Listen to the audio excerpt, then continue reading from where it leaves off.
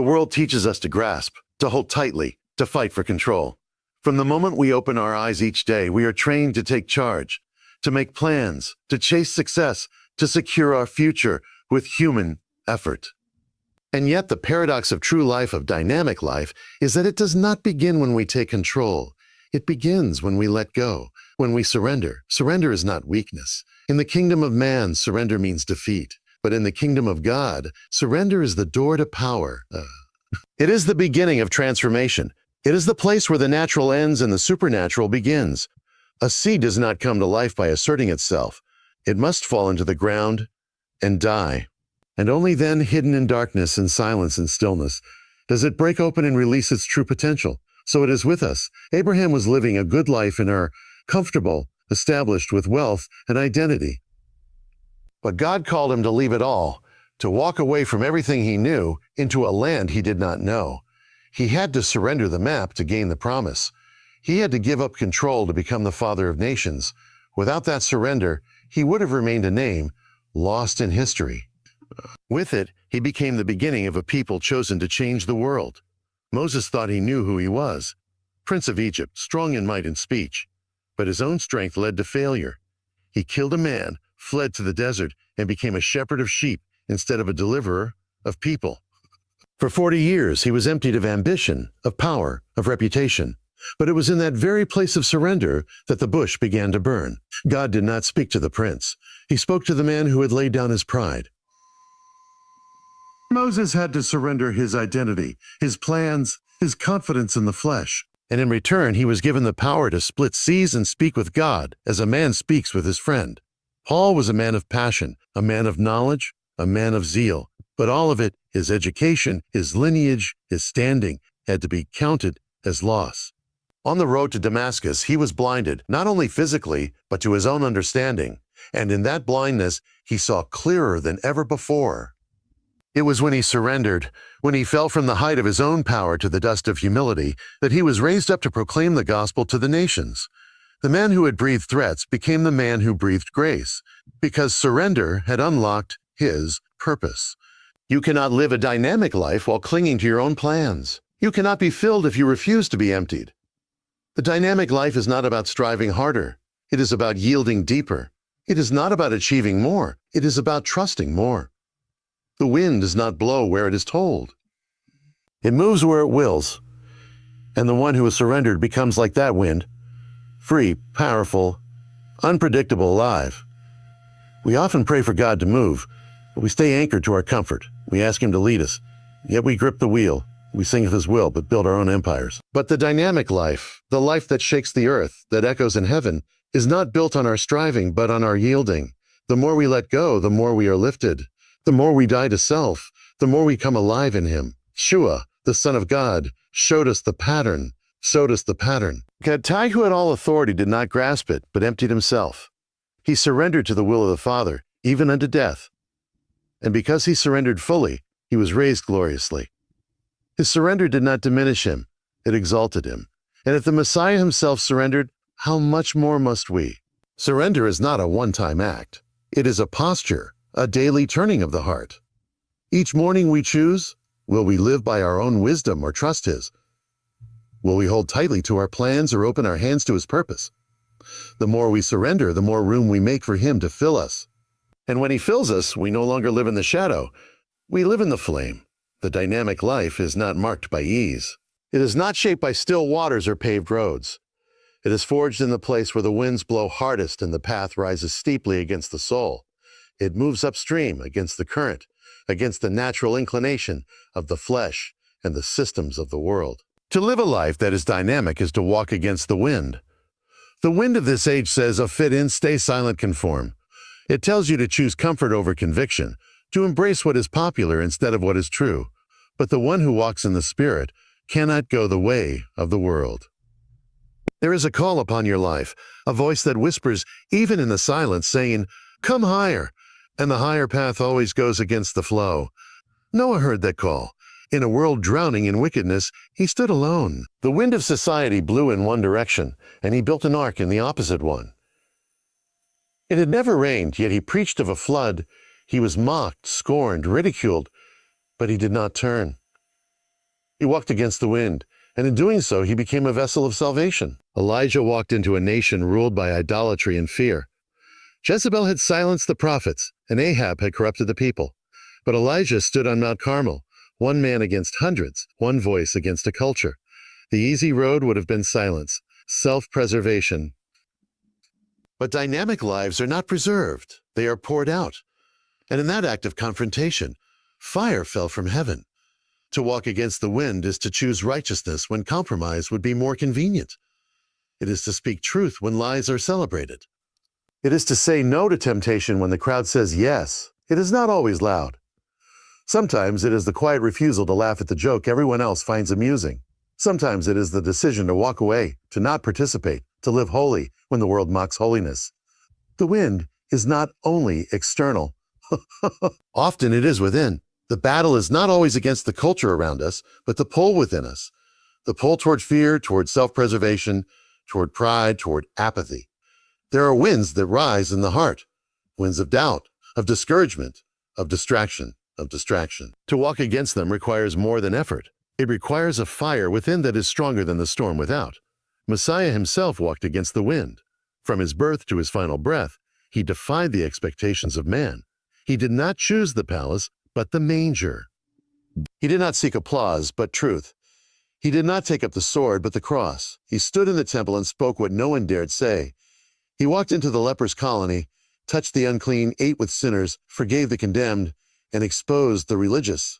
He was not carried by the wind of popular opinion. He moved by the breath of the Spirit, and he calls you to do the same. Not to live safely, not to blend into the gray, but to walk with him, even when the winds howl. He never promised ease. He promised power. He never promised popularity. He promised presence. And when you walk against the wind with him, you find that the resistance strengthens you, the struggle refines you, and the pressure produces glory. The eagle does not soar by fleeing the wind, but by rising into it. The stronger the wind, the higher it flies. And so it is with those who live the dynamic life. They do not pray for less resistance. They pray for greater strength. They do not hide from the wind. They turn their face toward it and rise. There will be moments when the cost seems great. When friends turn away, when the road grows narrow, when your voice trembles as you speak what must be said. But in those moments, heaven leans close, for the kingdom is not advanced by those who walk in step with the world, but by those who dare to defy it in love and truth. The dynamic life is not lived by drifting. It is lived by choosing, again and again, to walk against the wind. There are winds rising even now, winds of deception, compromise, lawlessness, confusion. But those winds will not prevail over the one who is anchored in truth. To live a dynamic life is not to be admired by men, but to be known by God. And to be known by him is to be led by him, even if it means walking into the storm. The path to a dynamic life does not avoid the wilderness. It walks straight through it. The wilderness is not the absence of calling. It is the proving ground of it. It is not the denial of purpose. It is the preparation for it. Every man or woman who has ever been used mightily has first walked the lonely path through a barren land. It is in that place, stripped of distractions and comforts, that the soul is awakened and destiny is forged. The children of Israel were delivered from Egypt with signs and wonders, with a mighty hand and an outstretched arm. But their journey did not lead immediately to the promised land. It led first into the wilderness. The Red Sea was not the end of Egypt. It was the beginning of the desert. And in that desert, they were tested, refined, exposed. The idols of Egypt still clung to them. The mindset of slavery was still embedded deep within. They had to be emptied before they could be filled. The land of milk and honey could not be received by a people who still longed for garlic and onions. The wilderness is the place where the noise of the world dies down and the voice of God begins to rise. It is the place of hunger, thirst, silence, and revelation. When everything else is taken away, when the crowd is gone, when the routine breaks and the comforts fade, that is when the still small voice begins to speak. It is not in the palace but in the desert that Moses heard the call. It was not in the city but in the wilderness that Elijah heard the whisper. The desert does not speak loudly, but it speaks clearly. Even Messiah was led by the Spirit into the wilderness. Before the miracles, before the crowds, before the calling was fulfilled, there was the wilderness. There he fasted. There he was tested. There he overcame. And in that overcoming, he emerged in the power of the Spirit. The wilderness did not diminish him. It revealed him. And so it is for those who follow him. The wilderness strips away all that is false. It tears down the scaffolding of self. It confronts illusions, unmasks pride, reveals fear, and brings to the surface the things we would rather keep buried. But in that revealing, there is mercy. For only what is brought to light can be healed. Only what is surrendered can be transformed. The wilderness is not punishment. It is invitation. An invitation to go deeper, to become real, to meet with God, not through ritual, but through fire. Jacob met God not in the house of his father, but in a lonely place by a river. He wrestled through the night, wounded and renamed. That wilderness encounter changed him. He entered as Jacob, the deceiver, and left as Israel, the prince. David was not anointed king in a palace, but in a field, alone with sheep and songs. His kingship was not formed in courtrooms, but in caves. The wilderness taught him dependence, forged his heart, gave him songs that still echo through the ages. The wilderness humbles. It brings low so that God can lift up. It teaches that man does not live by bread alone, but by every word that proceeds from the mouth of God. It teaches that water does not only flow from rivers, but can spring from rocks. That provision does not always come from storehouses, but sometimes rains down with the morning dew. It teaches that clouds can guide and fire can protect, that even in the desolate place, you are not alone. Many fear the wilderness. They pray to avoid it, to escape it, to shorten it. But the dynamic life embraces it. It understands that the barren ground is holy ground, that the desert is not empty. It is sacred, that the burning bush does not grow in gardens but in dry places, that the oil flows not when all is full, but when the jars are empty. There is revelation in the wilderness. There is encounter. There is transformation. The promised land is not given to the untested. It is not for those who merely dream, but for those who endure. The desert walks strip away the voice of Egypt so we can hear the call of Canaan. The wilderness is the narrow gate through which the abundant life is entered. It is not the enemy of destiny, it is the doorway to it. Time is fleeting, like a shadow that passes, a vapor that appears for a little while and then vanishes. The world is obsessed with tomorrow, yet tomorrow is never guaranteed. It is always just out of reach, always a promise never fully possessed. The past, though filled with memories and moments, cannot be touched or changed. It is behind a veil that no hand can pull back. But the present, this very moment, is where life truly resides. It is the only place where eternity meets time, where the breath of God intersects with the breath in your lungs. To live a dynamic life is to live in the eternal now. The now is holy ground. It is the moment where decisions are made, where faith is tested, where love is expressed and truth is spoken. It is the moment where purpose can be fulfilled or lost. The dynamic life is not lived someday or somewhere else. It is lived here and now.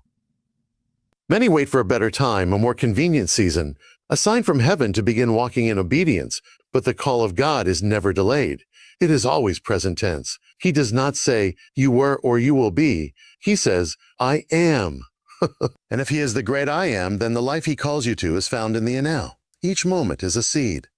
What you plant in the now will grow into what you will harvest tomorrow. So righteousness now, and you will reap peace later. Speak life now, and life will grow.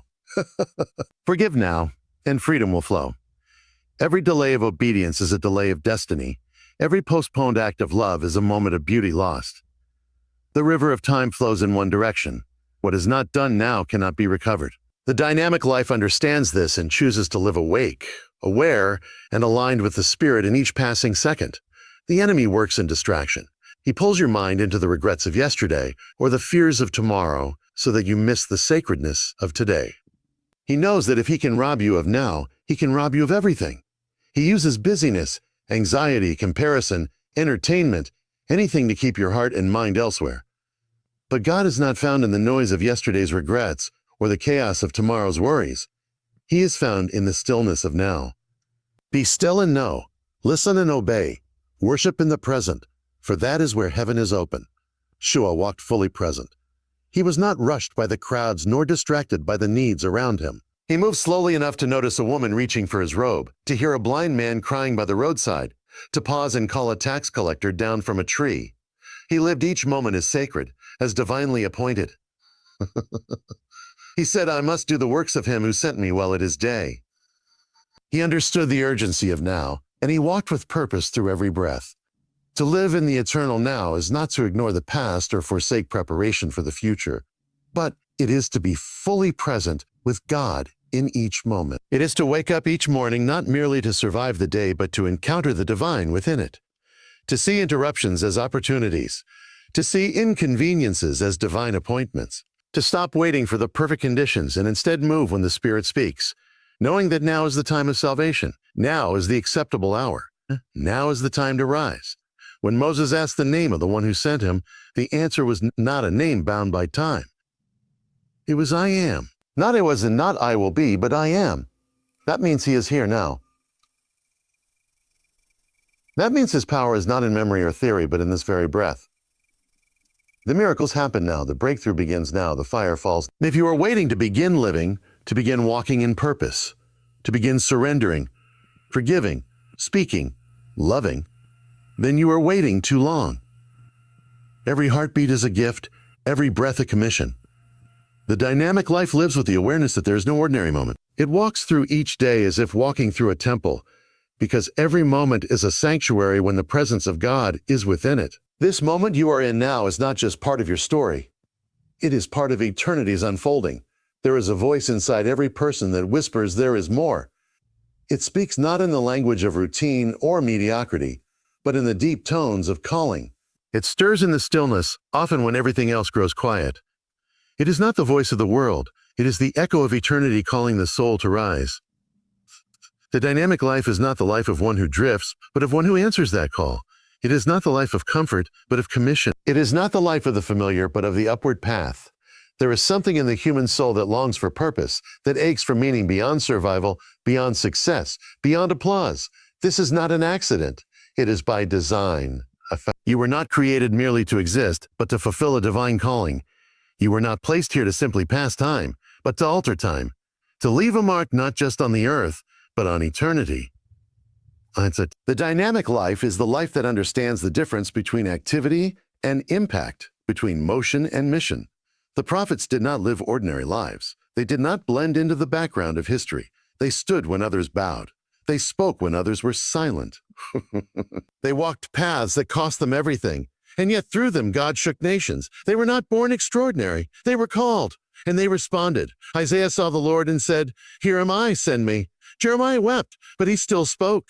Ezekiel saw visions and acted them out with his life.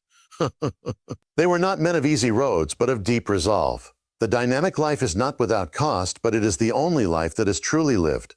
To be called is not reserved for the prophets alone. Every soul has a calling. Not all will stand on platforms, but all are called to stand. Not all are called to speak to crowds, but all are called to speak truth. The mother raising her children in righteousness, the man working with integrity in a corrupt system, the student choosing holiness over popularity, each one is answering the call. The dynamic life sees every act as sacred, every place as a mission field, every moment as an opportunity to manifest the kingdom. The world values the visible, but the kingdom begins in the hidden. David was called while tending sheep, unseen and forgotten by men, but not by God. Many will settle for the shallow when they were made for the deep. But the dynamic life refuses to settle. It presses on. It dares to dream the dreams of God. It dares to believe that one life surrendered can shake nations. It is not content to watch history. It is called to shape it, called to shape it. The dynamic life is not sustained by strength alone. It is birthed and maintained through communion. The fire that fuels it does not come from mere passion, but from abiding. It is not a performance, not a religious routine, but a continual encounter with the living God. The world moves fast. Voices shout from every corner. Distractions multiply like waves crashing endlessly, but the one who walks in power walks from the place of stillness. The dynamic life is not a life of endless motion. It is a life rooted in the secret place. There is a mystery in stillness. A power that does not shout, yet moves mountains. Elijah discovered this not in the whirlwind, not in the earthquake, not in the fire, but in the still small voice. It was there, in the quiet, that he heard the voice that silenced fear and reignited purpose. The dynamic life is not found by those who merely run for God, but by those who sit with Him. It is not about doing more, but but about being with him more. The secret of the saints was not only in their mission, it was in their intimacy. Yeshua himself, though fully God, continually withdrew to solitary places to pray. He rose before dawn. He slipped away from crowds. He ascended hills not just to preach, but to commune. If he, in all his glory, needed the presence of the Father to be sustained, how much more do we? He did not draw strength from applause or results. He drew it from the source. He lived not from earth to heaven, but from heaven to earth. The dynamic life flows from that same pattern. It rises early, not out of obligation, but hunger. It lingers late, not from discipline, but desire. It understands that fruitfulness comes from abiding, and without him, we can do nothing. The tabernacle was not placed on the outskirts. It was at the center of the camp. Everything revolved around his presence. The tribes were arranged around it, their lives oriented by it. The fire by night and the cloud by day rested over it. When the cloud moved, the people moved. When it stayed, they stayed. The presence of God was not a part of their journey. It was the journey. The dynamic life centers everything around him. It does not treat prayer as a supplement, but as the source. It does not fit God into life. It builds life around God. There is a hunger rising in those who are done with shallow waters, a cry from the depths for something real, something weighty, something holy. The dynamic life is not satisfied with surface-level faith. It longs for the depths of God, for the secrets that are only revealed in the inner chamber. The veil was torn not only so we could be saved, but so we could enter, not merely to visit occasionally, but to dwell, to abide. To live in the Holy of Holies, where the noise of the world fades and only one voice remains. Communion births clarity. It is in his presence that confusion is broken, that lies are silenced, that fear loses its grip. One moment in his presence can shift the course of a life. Moses came down from the mountain and his face shone. Stephen, full of the Spirit, looked to heaven and saw the glory of God even as stones fell. Paul, caught up in the third heaven, saw mysteries that became revelation for generations. These were not religious experiences, they were encounters. And encounters change everything. But the dynamic life does not only seek encounter for experience, it seeks it for transformation. It knows that to see him is to be changed by him, that no one enters the presence and remains the same. That glory leaves a mark. That holiness cleanses, that love softens, that truth pierces. And that in the place of communion, we become what we behold. We are transformed from glory to glory, not by effort, but by exposure. Not by striving, but by seeing. The early church turned the world upside down, not because of programs or strategies, but because they were filled with his presence. They tarried in the upper room until the fire fell. They walked in unity, broke bread, and prayed with one accord. Their power was not their own. It was the overflow of intimacy. Even their enemies recognized it. They said, "These men have been with Yeshua." That was the difference, the source. The dynamic life will not survive without the secret place. The fire will fade, the voice will grow faint, the strength will falter if it is not continually rekindled. The secret of the burning bush was not the flame, it was the presence. It burned but was not consumed, because God was in it. So too the dynamic life. It burns with a flame the world cannot extinguish, because it is lit not by ambition, but by him.